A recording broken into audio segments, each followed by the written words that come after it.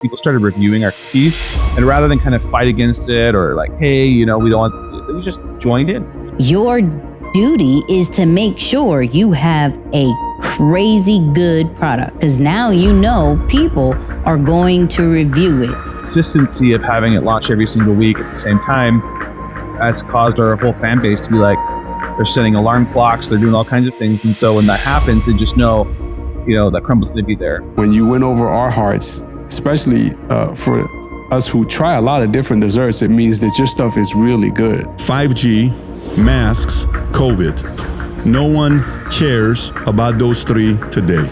Once you go into a certain box like that and you don't adapt quickly, you're gone. What's poppin'? Welcome, Nicky and Moose. I'm Nicky. That's Moose. What's up, Moose? What up, y'all?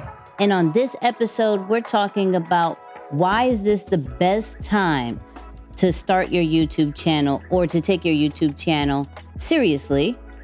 MJ, aka Michael Jordan, just made another couple $1 billion. We're going to talk about how.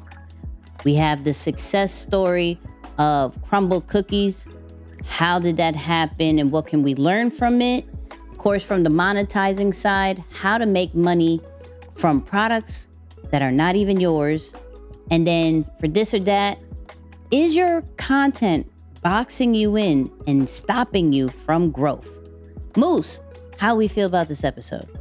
I feel really good, and I'm thinking I'm starting, my favorite section is becoming this or that, because it's another one that I'm like, let's talk about that again, please. That's a hot topic. All right, well, let's get into this intro.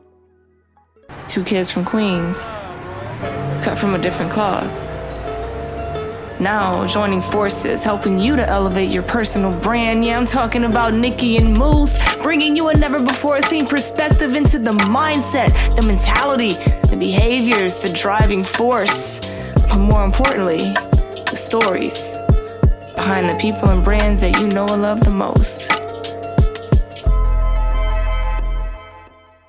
And of course, this episode is powered by Ecamm Live, the #1 all-in-one streaming platform that'll allow you to stream not only on Facebook, Instagram, LinkedIn, Twitter, YouTube, all the social media platforms, but it's also amazing for your pre-recorded videos. It does video isolation, audio isolation, transitions, text, everything that you would need to create a course, presentation, even a podcast like ours. Ecamm Live has everything live.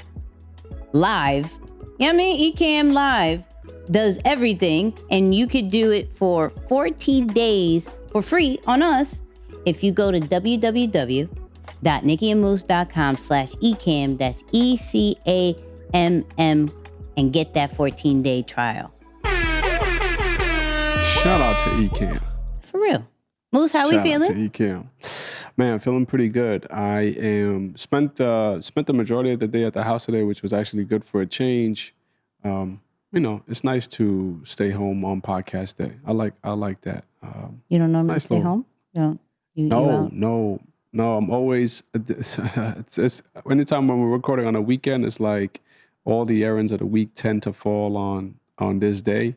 And so we're running across the borough and doing a whole bunch of stuff. So yeah, it was nice too. I mean, granted, we did go out, but it was just down the street as opposed to going across the city and coming back in some of this crazy traffic. So yeah, today was nice. It was nice. Really, really good day. Okay. Yeah. I didn't know you out and about in these streets. He's like, yep, I stayed home and I appreciate it. Well, not like I'm outside out and about, but like, outside, responsible. He's outside. Responsible outside. Like there's a responsible version of outside. Yeah. We're gonna paint the picture that he's outside as a do your thing on the video side. Man. Oh, you want to know where I'm at? We outside. That's why you gotta add context. You know what I'm saying? B-roll will come behind you and be like, "Oh, he said he's outside. He's outside. Look at this wild stuff." So yeah, you gotta. Isaiah's add gonna the context. find like a 1970s and then put your face on it. It's gonna be hilarious. outside with a baby stroller and a wife. You know what I'm saying? Outside. Hey, that's good. That's good. Let's make that alive. Let's make that the story, because Isaiah will like put that. something else. But Yep. Gotta give the context. yes. As far as for me, I'm planning InvestFest. Shout out to InvestFest one time. And we have a booth, and I didn't know the planning that has to go with it. You know, it's like, I thought, get a booth. It's great. We'll be there. It's Gucci. There's so much to it. Shout out to the people who design booths, because I didn't know that it was that expensive. That's Oh man, I love that you all who listen to the podcast, and of course those of you who watch, you get to see a lot of what happens in Nicky's life in real time. I'm talking about as it happens. It's like, oh, reporting live from the studio of Nicky Saunders. yeah, no. Breaking news. Yeah, this is how it goes down. Yeah, no. Anybody who thinks that's we get some tablecloths and things like that. Yeah, no. When you want something to look a certain kind of way, they expect a lot. Whatever you thought it was, 3 times that. Don't double. Just Triple. 3 times. Yeah, it's like, Wow. I listen. I'm okay. Not really. I think I'm okay with it, right? It's other people who are possibly on the team that may poop in their pants, but it's okay. Uh-oh. It's all right. But to be determined. You know, we'll see how the because everyone might feel a certain way, but then when they see the outcome, it's like, oh No, the outcome is going to be worth it. fire. Like in the design, there's like couches. I was like, oh, there's couches. We got couches. Oh, But then in the booth. Yes, in the booth. I love that. And then, love that. what you would call it? But I the only feedback I gave was like, yo, I don't want them to come and stay. I want them to like chill and leave. You know what I mean? Good feedback. Good she's feedback. like, Yeah. She's like, yo, that's hilarious. But I was like, but the couches is a vibe. You know what I mean? Like, there's a couches is a vibe. But yeah, that is a shout out to all our booth designers, event planners, and y'all in the right business. Y'all in the right business. Yeah. But anyway. Wait, real quick though. What's up with the topic? Can we give people a sneak view on like sneak peek on the topic content? Like, do we know what the content keynote is gonna be like For InvestFest? Yeah. No, it's a panel. Oh, you're not. Oh, okay. Yeah, Okay. it's a panel. All right. All of InvestFest is 9 out of 10 times all panels. Like even they had 1 or 2. I don't even think it's keynotes. It was like shout out to Ian. Ian just him and Trap performed. It seemed like it was like a conversation. When they had Steve Harvey, that was more of an interview. Everything they do is definitely interview based kind of situation. So it's not. Okay, so no more keynotes. Okay. Yeah, no, it's Well, not. that's good. It's not a keynote situation. Yeah, I feel like that takes a lot of pressure off of the preparation phase for the event itself. That's Yeah, you just got to know your stuff. If you don't know your stuff, you're in trouble. No. We already know what's up with that. So all right. I thought it was a keynote. So I was like, oh yeah, I want to know if there's gonna be a specific topic. So all right, cool. No. We good over here. But let's get into this episode. So first and foremost, this is the What's Poppin' segment, and this segment is sponsored by Deeper Than the Brand, the #1 content branding community that shows you how to confidently and authentically build a brand, grow a social media presence, and build digital wealth. Go to deeperthanthebrand.com for more information, especially with that 5-course bundle that sale is still going on. It's a vibe. But this is an amazing time to be a content creator. Be specific, a YouTuber, right? Regardless if you are a large creator or a small creator, they made some changes that may get people from TikTok and Instagram really like serious about YouTube. So what they did was lowered their requirements to be able to monetize. So before, it was 1,000 subscribers you needed to have. On top of that, you needed 4,000 watch hours from a long form standpoint, and then 10 million plays if you're only doing YouTube Shorts, now that they incorporated YouTube Shorts to be monetized. Well, they said, bump that.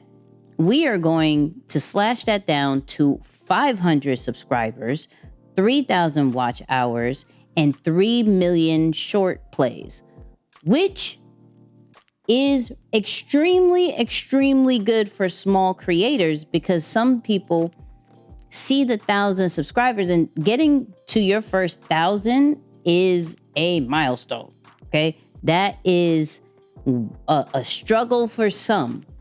Some don't get to their 1,000 for like a couple of years.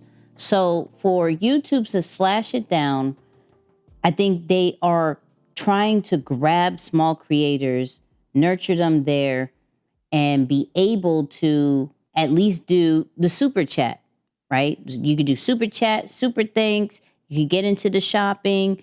You can get into the memberships, all by being part of that YPP program. So if you have been thinking about starting a YouTube channel or taking your YouTube channel serious, I think this is a perfect time, because now the gates have been lowered to make money on YouTube, and that's very, very important.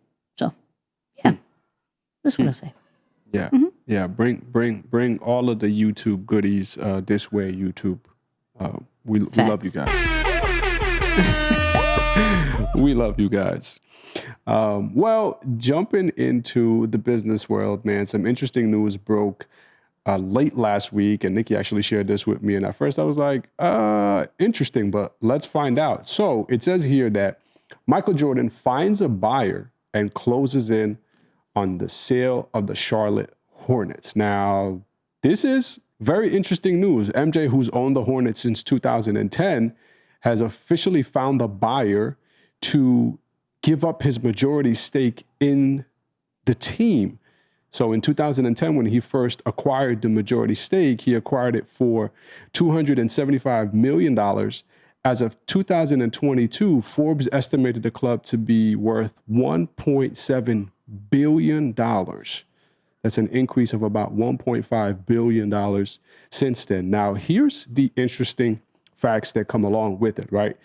The minority owner, or the minority investor in the team, Gabe Plotkin, he is coming in, and he's actually the one who put the buyer team together, right? So when deals happen, and by the way, you'll start to see this, and as I've covered multiple sports teams being acquired or purchased or sold, et cetera, you've noticed that it's never just one person who's buying the team, right? It's typically a group of investors, people who come together to pool their money and say, let's go into it. The unique thing about here is that the minority partner is going to gain majority stake by bringing on more investors into the deal. One of the people who is set to be in on the deal is none other than J. Cole. Now, this is interesting because the whole philosophy behind this acquisition is to bring in a group of people who have a common interest in a couple of things. Number one, the state of North Carolina. Number two, basketball. And then lastly, music and entertainment. And so this could be a huge turnaround for the team, who, quite honestly, under Jordan's leadership, of course, no disrespect to Michael Jordan, one of the greatest basketball players in the history of basketball, but the team has not performed all that great, in the 10 or 12 years. So I think it's really interesting to see what happens. Just a quick business lesson, and it kind of clicked to me as I was reading it, that this is where it helps to have partners in a business, right? That if at one point you start to lose interest or you don't seem to get the return that you expected, well, you can work out a deal with your partners and make your exit that way. So really interesting. Now, by the way, the deal has not yet been finalized. I know a lot of people have said that it's official. It's not yet official. It's pending the league's approval. So once the NBA signs off on it, then it will be completely official. And then lastly, just a minor fun fact, Jordan will still be involved with the club as a minority owner, at least so it's reported. So he'll still be involved. He'll just give up his majority share. So interesting stuff here in the world of basketball and team acquisitions. That's a lot of money. And That's a lot of money. But hey, I think he bought it for like, what? How much did he buy it for? $275. That's a very good flip. That's a very good flip. It's a big come up in 12 or 13 years. I'm not going to lie. Go from 275 to 1.7. So that's like 1.4 million and some change. Billion, excuse me, 1.4 billion and some change. Sheesh. Yeah, big money. Yeah. It's like him doubling his money every year for 10 years, basically. Just about. Yeah, shout out to Jordan. You know, or doubling his initial investment, I should say. Yeah. You know, we like you over here, clearly. Yeah, we like you. It don't take much. Just look behind Nicky right there. You'll see how much this podcast is in support. Yeah. I got 7 Jordans. That's it. That's all. I got 7. You know what I mean? But hey, it is what it is. But let's talk about the creator of the week. Well, in this week, creators of the week, because we're going to give that title to Hope and Cadero, which on social media, you could find them at Everyday with HK. Now, the reason why we picked them as creator of the week is because their content is so authentic, so genuine, and just really like an amazing balance of trends to like real life. So if you follow them or you're familiar or you go over now and check their stuff out, they do a lot of, let's say, recently, like these couple challenges, meaning a male and a female will do some like weird thing, like weird lifting up and seeing what they could do, and they try it, and it's sometimes a success, but a lot of times it's a fail, and it's hilarious. And they'll do these different types of trends, skits, that whole nine. But what I love is that they also put their life story into it. And so they did share their struggles with getting pregnant. And then you saw now they have a kid. And it's so amazing to see the transparency. They showed everything from when she got pregnant to some of the scares to the baby reveal, and now constant updates with how life is as a family. And it's just it's like really good content. I mean, it's just really good. I see their stuff. I smile each time. So shout out to them. Love you guys. And yeah, go check out their content. It's really fire. Watch. Moose, do you know of them? I do not. I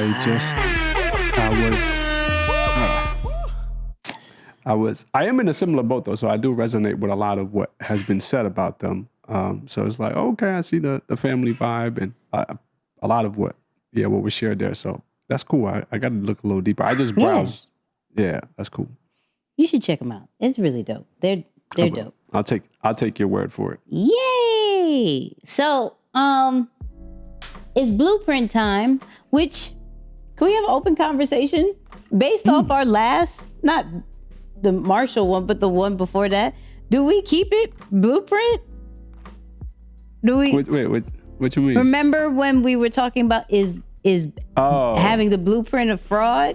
Like, do we call it blueprint? So what we are being intentional based off feedback that we got from you guys. Shout out to our YouTube community. We are being intentional with finding brand success stories and then how to monetize your influence and brand. So you're going to hear these two themes coming out more and more. So I don't know if we're going to call it blueprint, but understand these are the two themes that you're going to be getting from now on as we can do this. So the success story of today is going to be Crumble cookies.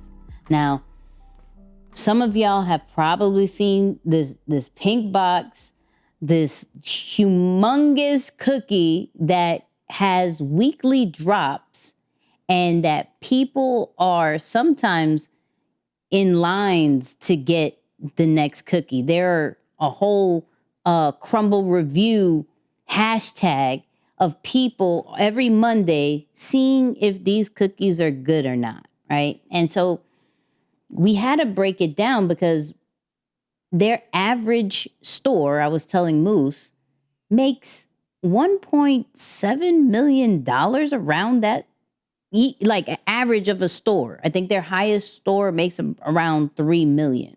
They have millions of followers on social media, and a lot of it is due to user-generated content. And so I wanted to break down how cookies, just cookies, really good cookies too, at certain weeks, not all weeks, certain weeks, right?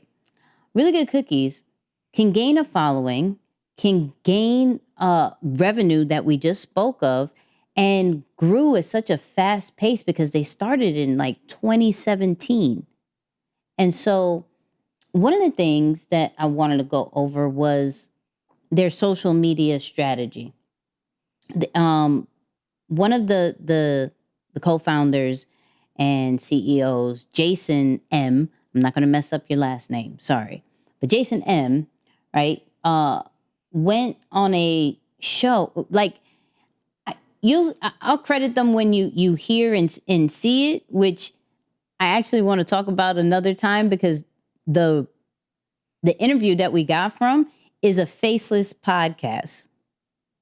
So you will see the person who's being interviewed, but you will hear the host be a French fry and speak through it's really crazy. Hilarious. But right. But so let's listen to what Jason said about the social media strategy for Crumble cookies and how we could apply that and kind of our own experience with it. The next thing we did is really engage in social media. And what I mean by that is most companies, they'll go and they'll post social media. One, it'll be the same across all platforms, right? Yeah. And they just kind of post it and that's it. So what was our strategy? Our strategy was to go kind of leverage what the platform was already kind of uniquely tailored towards versus trying to push our own content. Does that make sense? Yeah. And then TikTok, trends started on TikTok, and it's all about video and about rawness and all these other different things. And so when we got started on TikTok, we said, okay, let's just leverage the platform the way it was meant to be leveraged instead of just trying to make it shoehorn into kind of the content that we had. And so when we did that, all kind of engagement started happening. And we noticed one thing that happened is people started reviewing our cookies. It was an interesting trend that started happening. And rather than kind of fight against it or like, hey, we don't want to do it, we just joined in. So, there's a few parts that I actually wanted to discuss. The one main part is how they take each social media platform and cater to the platform, right? Where we're actually in a season, where you can post the same piece of content on all the platforms. What Crumble did was like, okay, so with TikTok, they got these sounds, these music. So every time we drop, we'll use the trending sound. We won't use original sound, which we could, but we're not going to do that. With Instagram, we saw that the filters and having a high highly produced content over there worked, we're going to do that. With YouTube, which we'll also get into, we'll do the long form. We'll do like a weekly show. And from that, I'm like, that's smart, because you're playing the platform game. You're not, you're not just, we are the trendsetters, so we're just going to post it everywhere.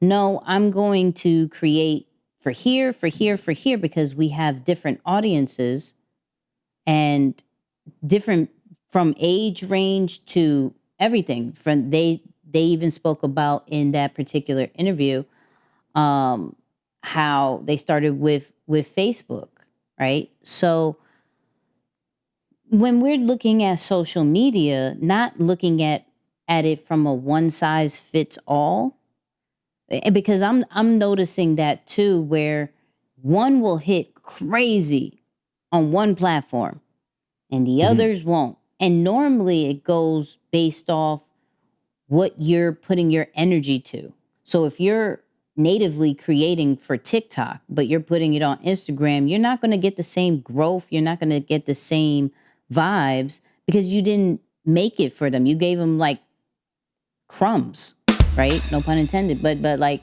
you gave them crumbs and they're like, okay, we'll take it. We'll give it to some people, but we're not going to give it to the max, because you're not utilizing what we're putting energy towards. You're not acting, you're not playing house. I mean, you're stepping out all the time. So that's one thing that I've noticed with Crumble when we're talking about just from a digital side of their growth, is we're going to treat each social media channel differently and figure out what works and what was trending. And so it got me thinking about, okay, if we're going to take certain platforms serious, I literally put TikTok on hold for us. Because what we were doing was taking the Instagram and YouTube Shorts one and putting it on TikTok, and they weren't hitting.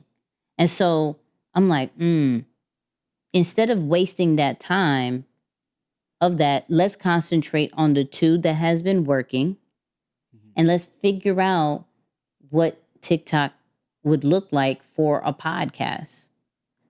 So this opened my mind, like, oh, okay, some people, the advice from some people are wrong. Yeah. It's interesting how it can be that simple, even for the largest of brands, right? Like you just said, they just simply came in and played the platform game. They didn't complicate it. They didn't question if this was a good strategy. They just did it. They were probably following you, by the way, because I know that's something that you always say. It's like, the platform, you got to pay attention to the rules. Let me go find out. Let me check real quick. But that's real, because it's so good to see that even the largest of brands and some of the numbers that you mentioned, and by the way, their evaluation is peaking, I think, into the billions, if not the hundreds of millions already.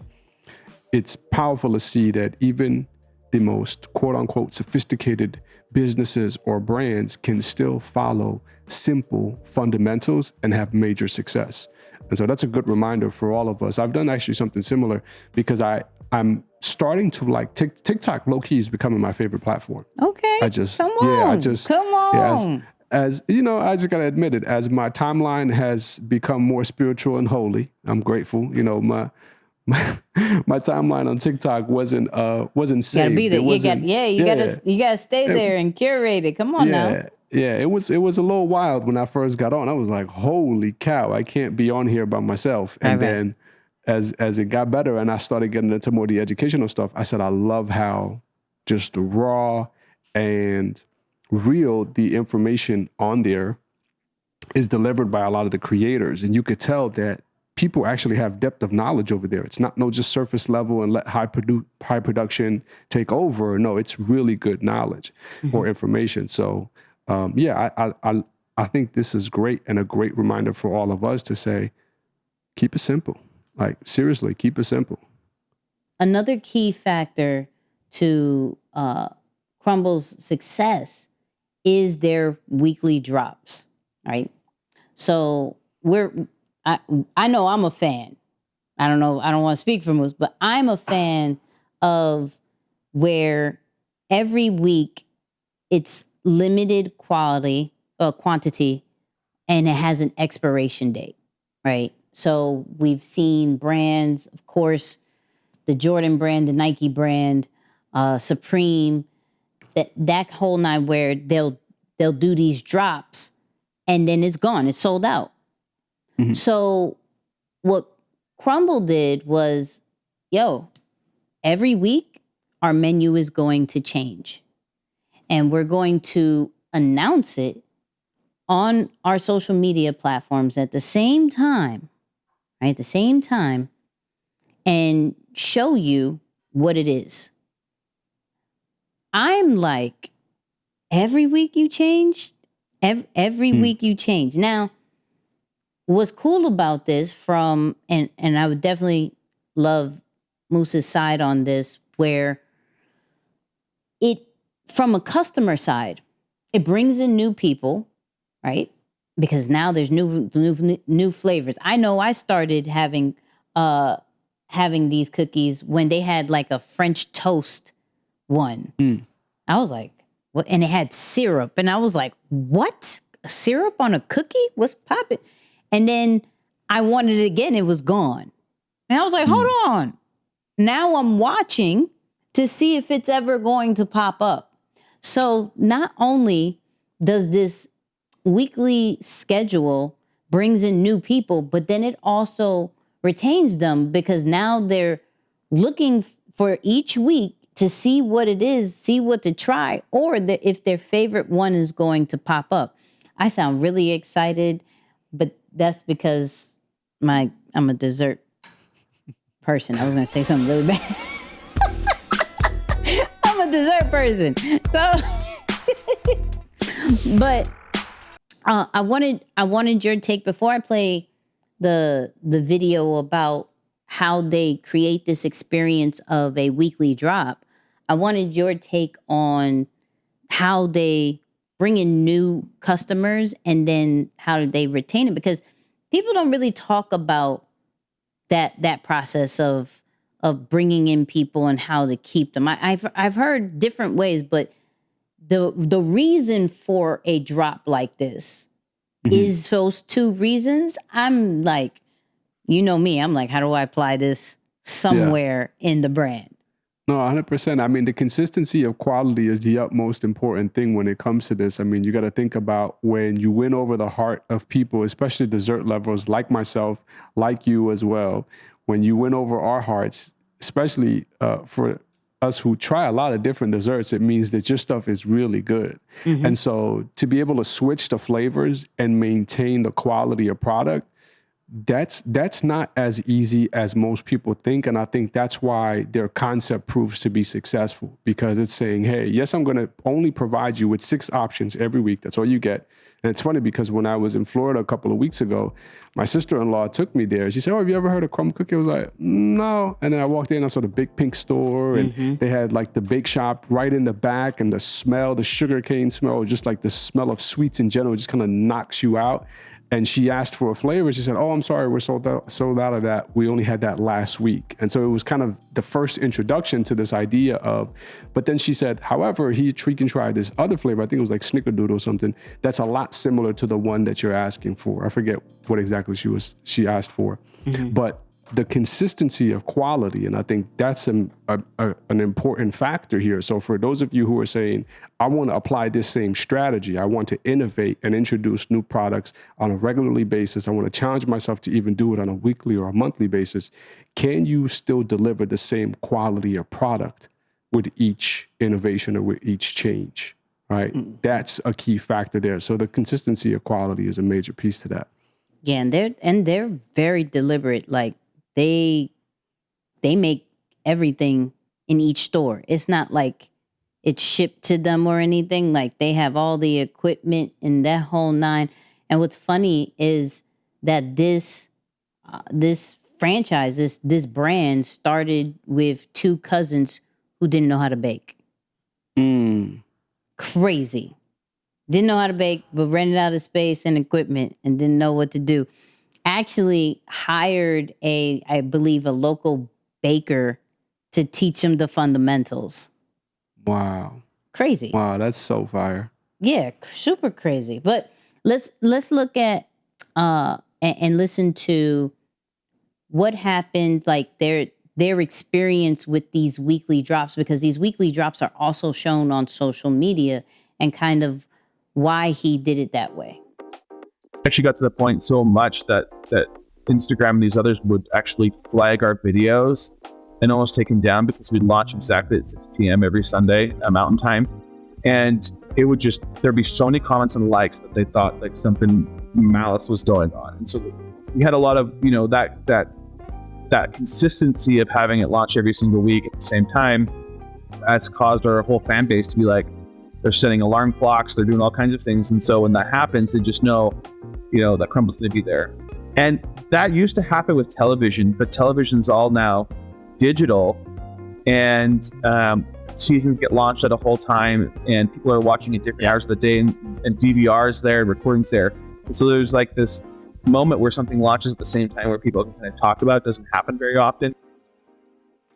So, first off, I mentioned it, but franchise empires with the wolf. That is where these interviews are coming from. Check that.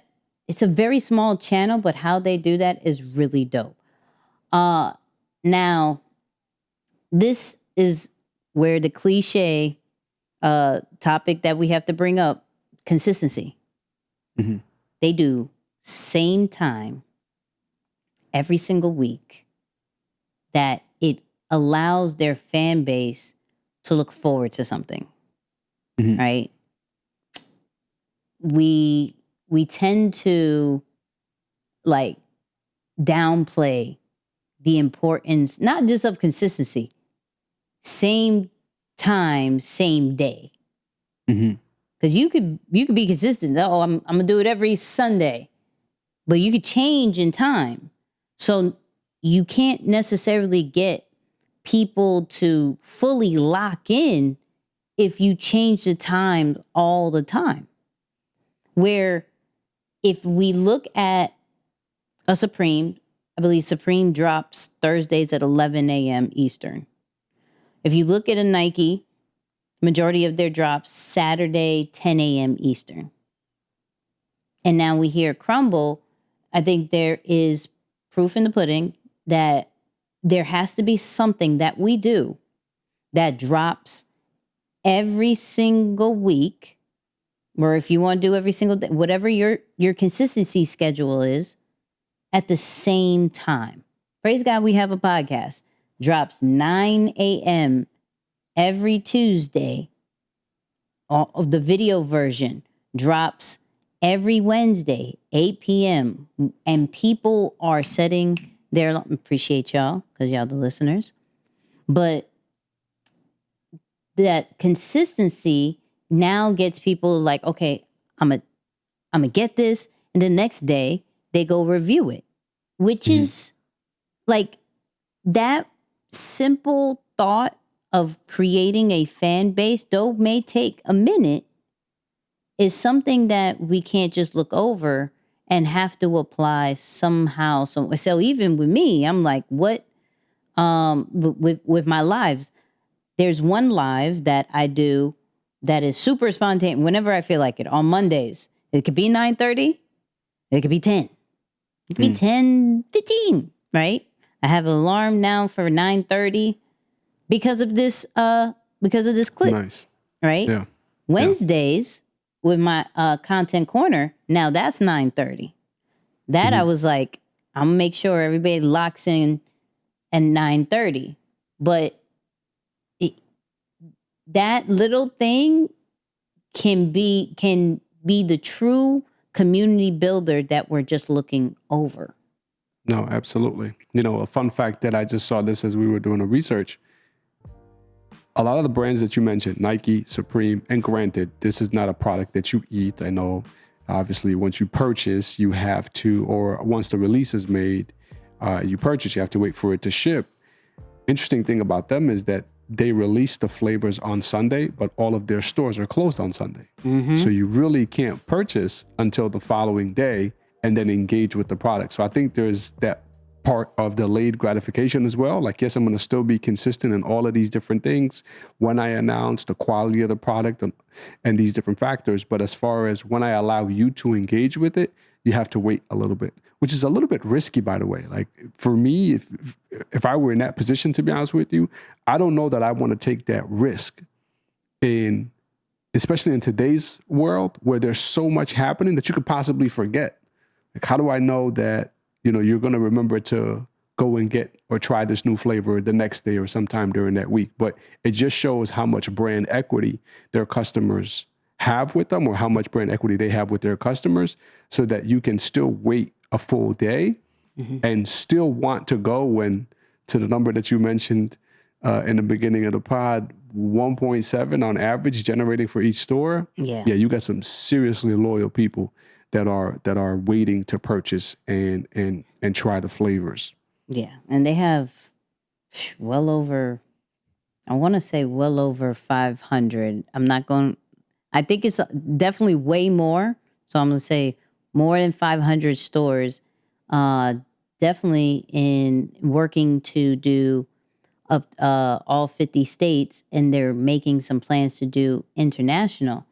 The interesting thing before we get off this topic is the user-generated content, right? I want to really focus on that for a couple of seconds, where because they do that weekly review, and we know, because shout out to Keith Lee and other foodies, that reviewing food and desserts is kind of a thing to do. I've seen several people who get thousands and thousands of reviews to review these cookies. They do it every single week. And so what does that do for the brand? They leverage that. Yo, if that's going to be the situation, we're going to share some of these on our stories. You know, we're not going to fight the reviews. We're going to leverage the reviews.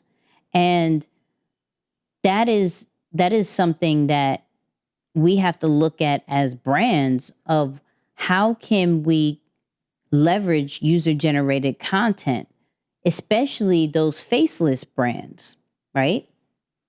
We search for people who are going to use our product and our service, but how are we making it fun that they want to create content about it? That they like, it's like, yo, I either want to say something positive or I want to say something trash. And so now your duty is to make sure you have a crazy good product, because now you know people are going to review it. And it's not just cookies. I mean, we watched something about how somebody reacted to a podcast. We watched something how people react to sneakers, to clothes, like their experience, customer journey with that. So user-generated content, leverage that as much as you can. And I know in the beginning, that's like, Nicky, no one's talking about my stuff, Moose. They didn't even buy my stuff to review it. But sometimes that means maybe we can plant some seeds, give some things away just to get the feedback. But that's my thought. No, 100%. I mean, hey, it's something that we're actually starting to actively do now, which is we're thinking on the back end, how can we incentivize and even automate this user-generated content into our customer journey already, so that we can encourage people to share and share their thoughts online. Now, there's a form of accountability that comes with that, as you mentioned, because you're now saying, I am confident enough in my product that I feel you're going to give me an honest take, and I hope it's a good one. But even if it's a bad one, I still think there's some positive that can come from that because people can see, right, both sides of the story. Because, hey, to say that every single product, or even to say about Crumble Cookie that every single review has been positive, I doubt it, right? It's subjective, like we've always said. Success is subjective. Opinions, that's exactly what they are. They can sway. Some people can love it, some people don't love it. That's just common. And so even just that thought process in general, it shows the authenticity of the brand to say, hey, we invite the realness of everything, and we're not just going to bombard you with how great our stuff is, almost as if there are no flaws, right? So I think there's like a uniqueness in that, because most brands, especially new brands, they only want to highlight the positive. It's easier to try and mute the negative so that you can attract more people. But think about the realness that comes with that move and saying, no, we're going to ride the wave. Let you do it. And we know the power behind influence of user-generated content, so we'll go behind that. So yeah, it's a big move. And I wish we would have realized this, at least me personally. I wish I would have realized how big of a movement this was 2 years ago, 3 years ago, right? To jump on in that momentum early. I don't think it's too late now because we talked about it briefly on the line today about influence with creators is only still increasing. So it's not going to go away, especially as brands play a lot of the corporate games of let me support everything and everyone and not have a true mission or value that I stand on because I want to be liked by everyone. I think more and more people are realizing like, nah, I don't trust what you like or what you want to present if you like everything, right? Like you're just playing the corporate almost manipulation game. So I know at least a brand is going to give me an honest opinion. And by a brand, I mean like a personal brand or a creator. So yeah, I don't think it's going anywhere, but yeah, if I could turn what is it called? Turn time machine, turn the clock back or whatever it is and jump back into 20. Yeah. Jump back into that. I would have been, yeah, UGC all day. So yeah, good stuff. Yep. And that is our version of the success of Crumble Cookies. That weekly drop. Y'all better pay attention to it and think of it more of like how can you apply as well as the social media strat. But that weekly drop is the golden ticket for their success for sure. Now let's talk about monetizing your influence. We got to find like really dope intro for this. Like now that we have these two different sides, we got to think of a way to introduce it. Maybe have like a money bag sound or something. We'll do something. We'll figure it out. I wanted to talk about how do we make money when we are not necessarily ready to have a product or a service, right? And we saw this clip from what's his name? What's his name? Adam M. Froy. That's the guy's name. And he was talking about how he built his personal brand, and it's very interesting that I think not too many people really, really concentrate on. Like it's a first step, but they don't really go into it. So I felt like we should be talking about what a lot of people call affiliate marketing. So most people think that to make money from your personal brand, you have to be like a famous influencer with a massive following. Well, it doesn't require a viral TikTok video or having 1 million Instagram followers. You don't have to be the next Mr. Beast or Kim Kardashian either. All you need is to consistently put out content about topics you know about and follow a posting strategy. So here's what I did. I started a website with my name at adamnfro.com. I started writing about multiple topics until I found one that worked. I tried and failed with multiple things. I tried like fitness, drop shipping, camping. Eventually I landed on business software because that's what people actually spent time reading. That's what Google said my site was about. So I used SEO principles, search engine optimization, to get free traffic to my website based on transactional keywords that made money. Then I placed affiliate links within my content and was making money within 6 months. So I had articles ranking and bringing in income every single day. First off, he just broke down how to really build out a brand. That was really dope. But Moose, I wanted your take on the affiliate marketing side, but from a business right? Not from the creator, but from a person who, for example, flight assessment, flightassessment.com, please go get that. But from that standpoint of how do we get the core people, our clients, however we want to call about it, get them incentivized to be our marketing team and not always rely on ads, but it also brings in a couple of extra dollars for them. Yeah, I mean, first you have to think about that the most difficult part of a business is the sale transaction, right? That's so difficult to have enough sales volume to keep your business afloat over an extended period of time. That is the most difficult part and probably one of the top reasons why a lot of businesses fail as well, right? It's failure to produce enough sales to meet their overhead and keep themselves afloat. Now, as you start getting peak interest, giving people an in, and quite honestly, actually, let me not say that. Once you show people the opportunity to be able to get compensated for simply sharing what they're thinking. This is more of, you know how I think of this when I think about affiliates, Nick? It's like a more organized way to do user-generated content, right? There's just a structure already in place for it. But ultimately, you're encouraging people to do the same exact thing. You're telling them, hey, if you do this, this is what you get in return for it. Now, most people, because they have a closer relationship with their own network, it's easier to get those people to buy from them, right? So my point is, if I purchase something and I have a good relationship with Nicky, it's going to be easier for me to sell this thing that I thought it was so great to say, hey, Nick, I think you should definitely check out this book. Hey, Nick, you should definitely check out this interview. Now, if those were actual products that we were selling, right, that would be my comp. But for the company to try and reach out to Nick's and there's no relationship there, that makes the sale a little bit more difficult. So using the idea of just warmer contact or a warmer lead to generate the transaction makes it a lot easier. But just know it's really all it is a simple structure to think about it that way.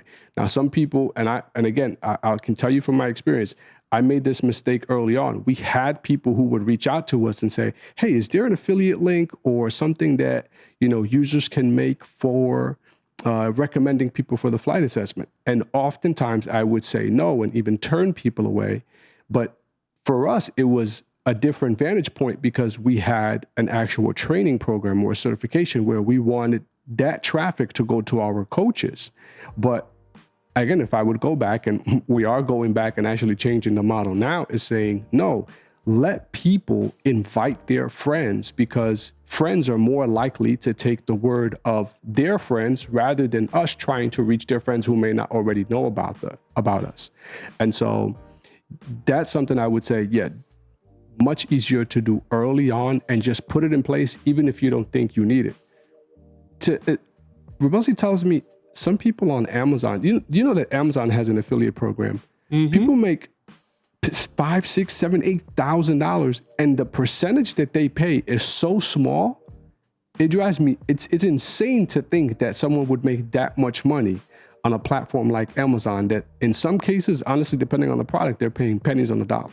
Mm-hmm. So just imagine how much traffic is being generated that way. Now, of course, it's a whole nother thing to think about how much pressure you don't have to worry about to create the product yourself. That's a whole nother conversation. But yeah. I shout out to Ecamm though. I will say that though. Shout out to Ecamm. From a personal brand and creative side of affiliate marketing, I think it is one of the first the second thing you should do. The first way to monetize your brand should be kind of like a tipping system, right? Allowing your supporters to give some way, shape, or form, use some coins to be like, yo, I appreciate what you do kind of situation, right? But the second thing I do believe is affiliate marketing. Now, I'll be honest about my way of doing it, which is my Instagram. So when I am going over some of these AI situations, the first thing I do, if I like it, I look if they have an affiliate program. And I sign up for their affiliate program.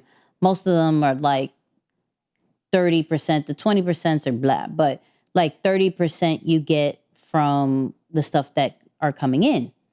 So boom, I'm like, okay, you know what? I'm going to talk about this particular tool. And then what I'm going to do is create a automation in the back that when they type in a certain keyword for it, then it will send them the link in their DMs instead of necessarily going into the link in bio and find it themselves, because I think that majority of humans get distracted in their social media journey. So the link in bio strategy isn't necessarily so effective as it used to, because people are so used to hearing it. It's like, oh, link in bio, okay, great, cool. But the way that I do it is you watch the video, you comment on it, and then I'll send a DM with the actual link, and those people who are interested are going to sign up, and I get some type of commission from it, right? Of course, I've seen a lot of creators. Some of the best ones is the Amazon finds, like Amazon finds that you need in your household, Amazon finds that you need for your car, and they'll list 4 or 5 products in each one. And the way that they do the edits, it's so like binge worthy, like, yo, you want to continue to see more. And we have to think about it just like how my guy said in the video, these are things that are making you money when you sleep. This is not something I actively have to do. I can pin a video on my Instagram right now.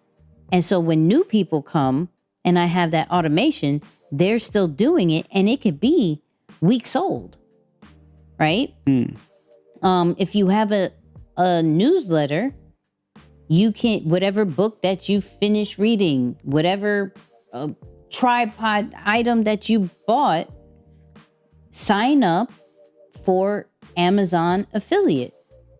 It's free. It's free money, to be honest with you. And yes, the percentage is trash, really extremely trash. But once again, as we're growing our influence, and we don't want to necessarily, we haven't had time to do the product or service, or it's not ready just yet, there's nothing wrong with, okay, let me talk about some of the systems and the tools that I use. Let me talk about some of the brands that you see me wear and that whole nine, because we're already, like, they see us use it, they see us wear it, and the people trust you. You might as well monetize in some way, shape, or form. And we've spoken about affiliate a few times, but not so in depth, because, and I think that's what we're going to do when it comes to these segments, is just finding that one thing and then just going in on it. But there are several tools, resources, brands that have an affiliate program that you probably just didn't even ask or know. Sometimes I've emailed some of these companies, hey, you have an affiliate program? Absolutely, here you go. Shout out to Get Munch. That's one of the ones that had one that I had to actually ask.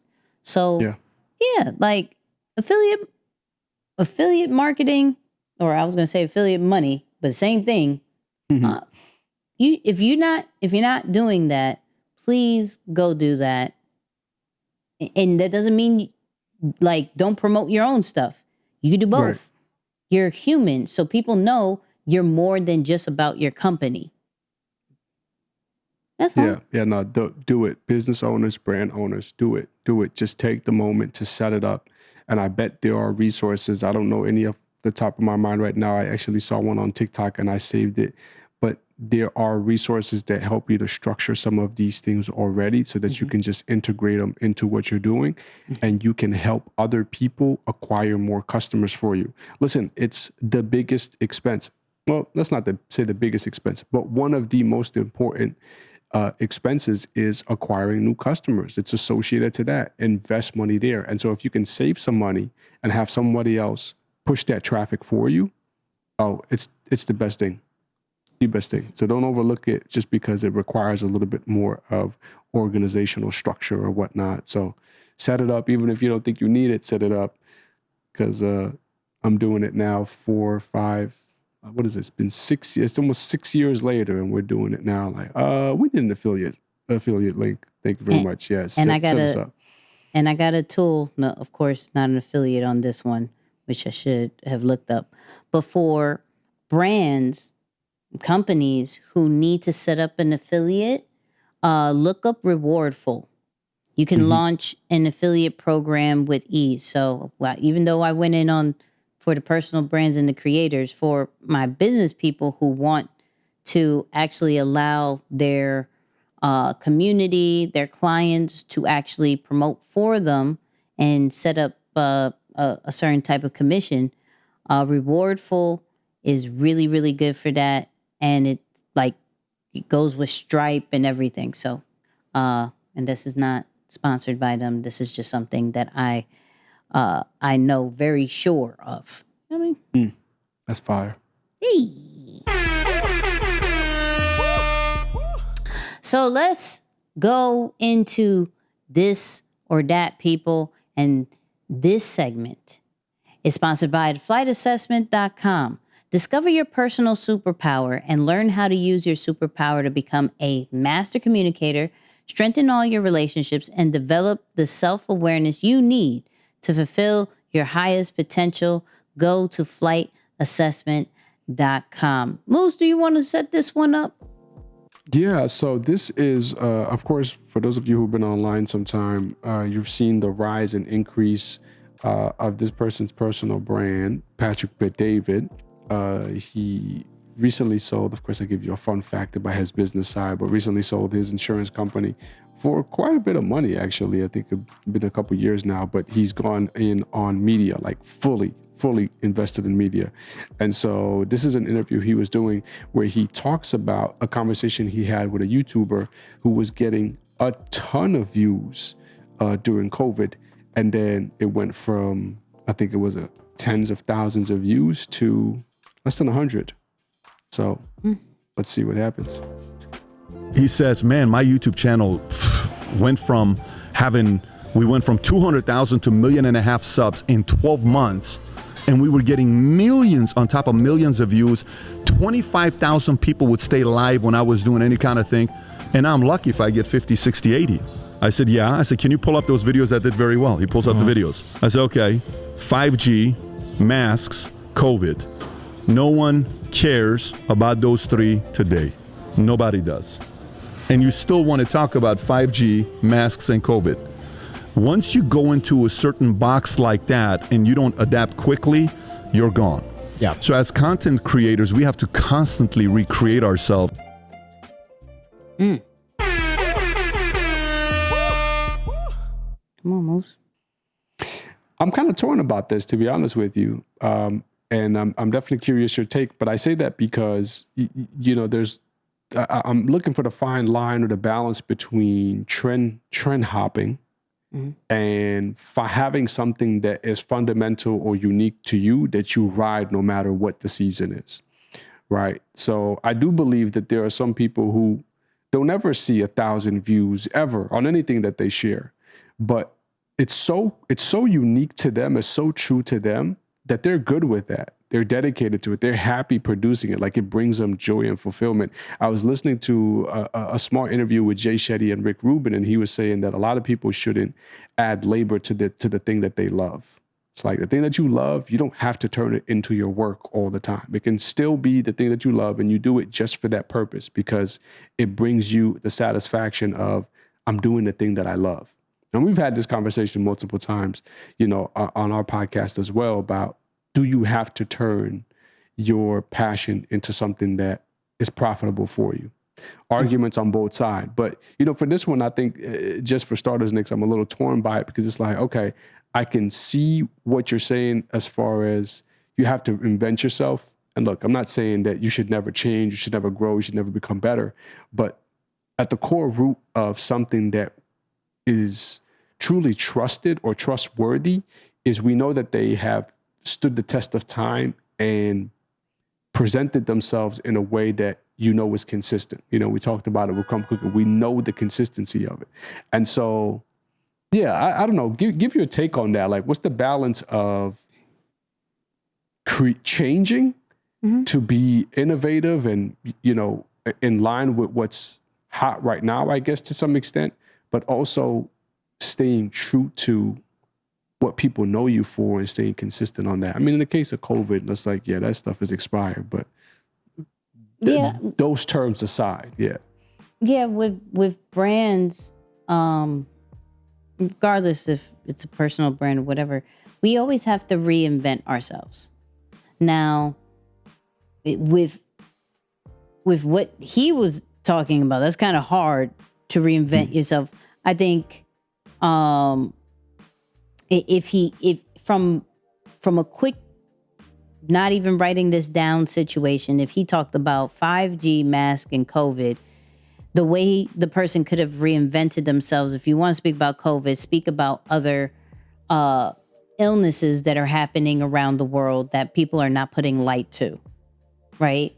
Talk about maybe not necessarily mass, but the protection that we should be doing on a regular day basis to prevent some of the common colds, some of the pink eye. Like, what are some now protective measures for some of the most common things that are happening in the world? 5G, I have no clue. I don't know what you want to talk about with that. It's weird. But I never even understood why people talked about 5G. But hey, whatever. But at least in those two things, you have to evolve as the market evolves, as the world revolves. Like it just happens, right?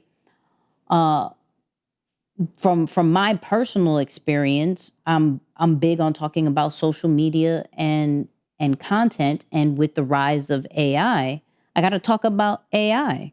I can still continue to talk about content tools and apps and that whole nine, but if I know what the attention is for people, and if I know that people are looking up AI stuff, I'm going to then reinvent some of my content to go focus on that. That doesn't mean I'm totally going outside of my box, right? I'm understanding what are my core topics for my brand. And this is for anybody who is building a brand and figuring out their whole content formula, where what is the foundation, right? And it could be tech, it could be fashion, it could be space, whatever. What is your foundation?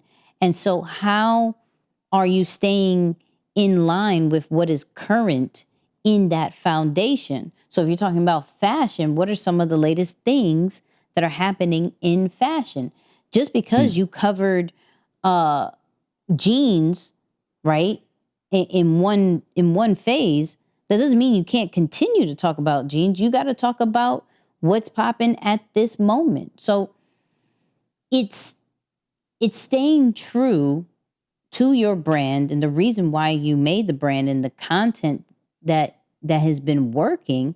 How has it evolved, and go around that situation? If they're now using trending music, use trending music that goes with your brand, right? That goes with the topic that you're talking about. If you know, for instance, with that illness, cool. It's not a situation. No one's searching for it anymore. But someone is searching for something because people are still getting sick. People are searching for your market, for your niche every single day. You just have to make sure you have a pulse on your market.